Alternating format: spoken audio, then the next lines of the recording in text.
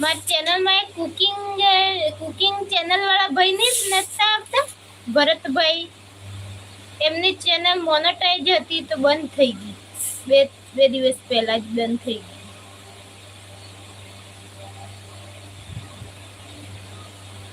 હા, એમના વિડીયો પણ મને કોમેન્ટ કરી દીયા, પણ જોઈન કરી દીધા છે.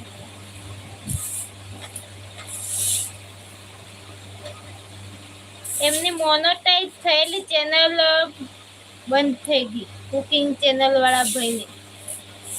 ખબર નહીં એ શું થયું એ આપણે ખબર નથી, પણ બંધ થઈ ગઈ. 12-13 હજાર મહિને કમાતા એ. હીરા ઘસવા જાય છે ભાઈ.